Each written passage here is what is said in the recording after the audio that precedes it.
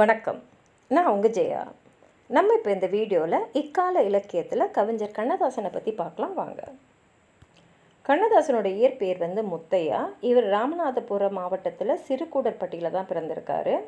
இவருடைய திரைப்பட இசை பாடல்கள் பார்த்திங்கன்னா யாருமே இவருக்கு நிகராக சொல்ல முடியாது. இதை பல தொகுதிகளாக வெளிவந்திருக்கன. அது மாத்திரம் இல்லாமல் தமிழகத்தோடைய அரசவை கவிஞராக இருந்தவர் தான் கண்ணதாசன். மாங்கனி, ஆட்டனத்தி ஆதிமந்தி, தைப்பாவே, கவிந்தாஞ்சலி, ஏசு காவியம் மாதிரி பல நூல்கள் எழுதியிருக்காரு. புதினம் எழுதுறதுலையும் இவர் வல்லவர். இவரோட கவிதைகள் பார்த்திங்கன்னா ரொம்ப எளிமையாகவும் இனிமையாகவும் அப்படியே இசை ஓவியங்களால், அதாவது இசையோடு சேர்ந்து வரக்கூடிய சொற்களை எழுதுறதுல இவர் ரொம்ப வல்லவர். அது மாத்திரம் இல்லாமல் பழைய பாடல்கள் இருக்கக்கூடிய கருத்துக்கள் எல்லாம் அவருடைய பாடல்களை பூர்த்தி தரதில் இவர் வல்லவர். நாட்டு பாடல் அடிகளும் இவருடைய பாடல்களை இழையோடும்.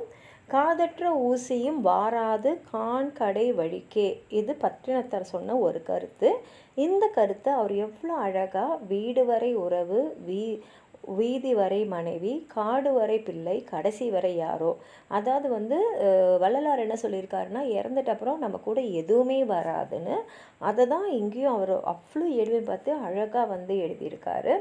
அதே மாதிரி பார்த்திங்கன்னா, கண்ணிலே நீர் எதற்கு, இது கேள்வி, அதுக்கு பதில் காலமெல்லாம் அழுவதற்கு.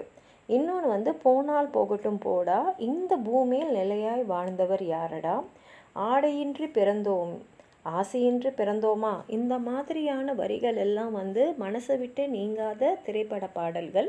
இதையெல்லாம் எழுதுனது கவிஞர் கண்ணதாசன் தான். இதுக்கு மேலேயும் இருந்து பாடிய இரங்கற்பா, அதாவது அவர் உயிரோடு இருக்கும் போதே அவருக்கான இரங்கல்பாவும் பாடி வச்சவர் இவர்.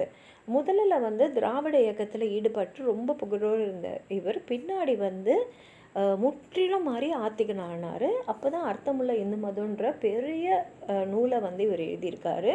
இவர் இறுதியாக எழுதுனது இயேசு காவியம். இதில் இயேசுவோட வரலாற்றை தெள்ளு தமிழில் நல்ல நடையில் எழுதியிருக்காரு.